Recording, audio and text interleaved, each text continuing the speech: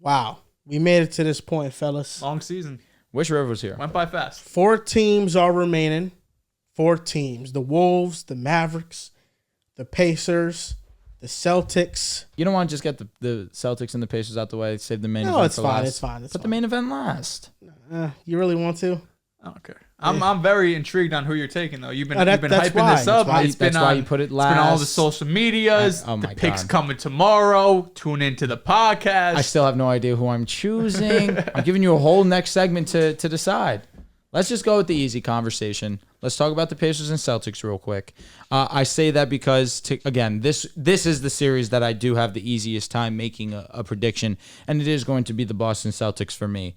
Now, if Tyrese Halliburton is playing the way that he played in the last 2 games of this Knicks series, I will give them a respectable loss in 6 games. But right now, my mind's still leaning with Boston in 5. But to play it safe and respect Tyrese Halliburton and, of course, Pascal Siakam, I'll give this a Celtics in 6. The Boston Celtics have been obviously the best team in the Eastern Conference, arguably the best team in basketball, number 1 in offense, top 2 in defense, number 1 in net rating. But this series, they're going in there without Kristaps Porzingis, one of the main reasons we've seen them be one of the more dominant teams that we've seen in a good amount of time. Jason Tatum started to figure it out a little bit in these last couple of games versus the Cleveland Cavaliers. Jaylen Brown has been playing some great basketball. Derek White has been arguably their best player in this postseason so far. Obviously, Drew Holiday being an efficient 3-point shooter, being one of the best perimeter defenders in the game. Still, Al Horford being the most reliable 37-year-old center that we've seen in a good amount of time.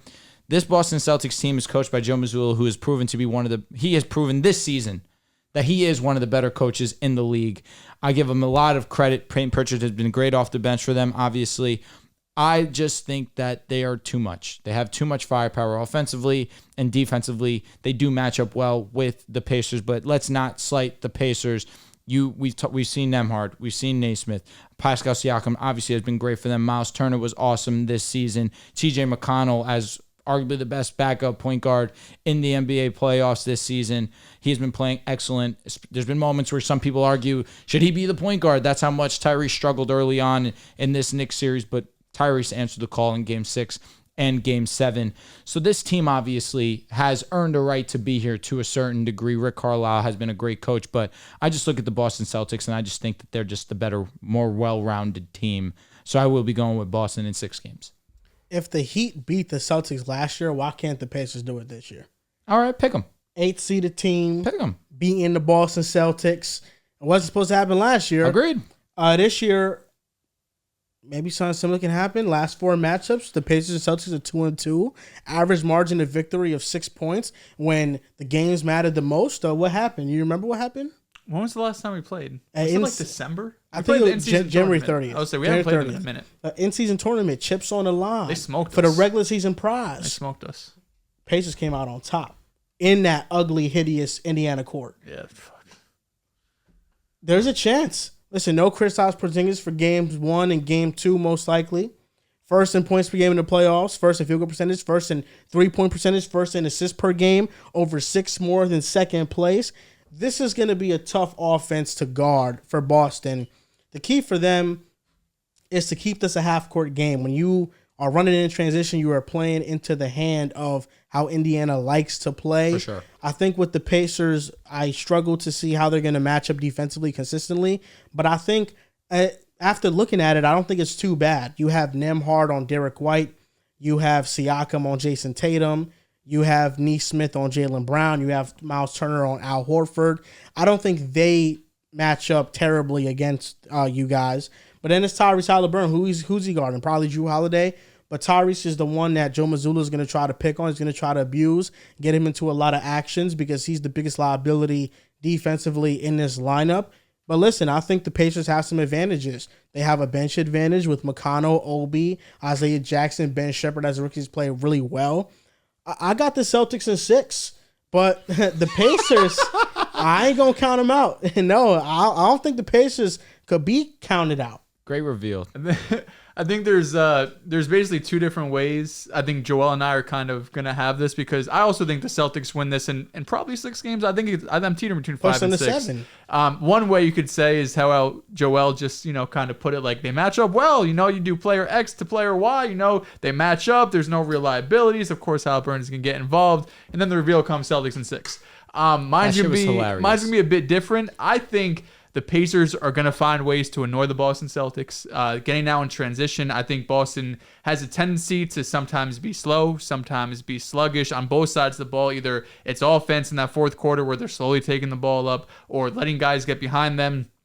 Even after made baskets and in transition, sometimes they're not always as urgent as they need to be, as we've seen in these playoffs. And the ball pressure as well. Indiana has gone more full court pressure than like any team in the last 10 years in the playoffs. They're like something like 15%, I want to say, last time I saw a few games ago. And while the Celtics, I think, have good ball handlers, none of them are elite. None of them like not TJ McConnell, Drew Holiday, Derek White, Jason Tatum. They're going to be the main guys taking up the ball in terms of inbounding. And I trust them all with it, but I also know there's going to be times where you're going to either trap them, you're going to get them to do a second violation, you're going to do things to bother the Boston Celtics and make things annoying. And then offensively, they have firepower. They're going to shoot the ball, they're going to shoot threes, they're going to score in the paint. Miles Turner could stretch the floor. I mean, it's kind of like a mini Boston Celtics, what Boston wants to run, where they want to have 5 out. They want to have as many shooters on the court as possible, and they want to take advantage of your defense when they can.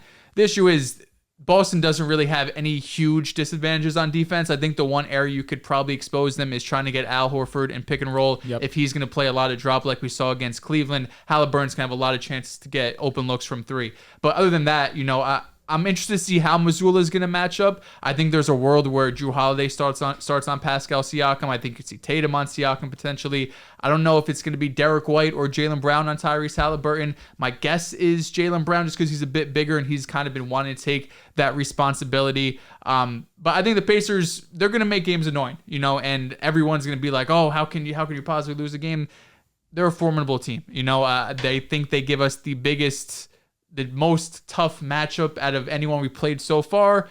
It's not saying much, though. We've beaten up on some bad teams, some injured teams, but credit to the Pacers. I think it's going to be a fun series. I got us in 5 or 6 games. Who would have thought, man, the Pacers would be here in the conference finals? What did it take? Who would have thought, man?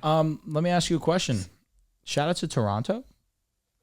Pascal Siakam and OG Anunoby being 2 of the biggest. Imagine if you had both on the same team. Imagine. That'd be cool. Imagine.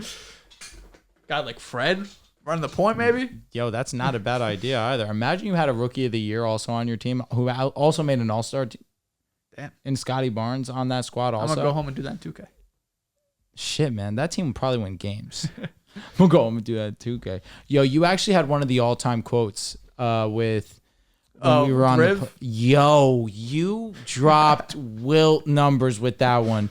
What was it? With the Cleveland Sea? Yeah, go put Donovan back in. Let's see what happens. Put it in on 2K. That's so stupid, bro. It's like, well, if Donovan was healthy, I'm like, all right, like maybe next year he'll be healthy and we'll see. Like, why am I going to sit and argue this now?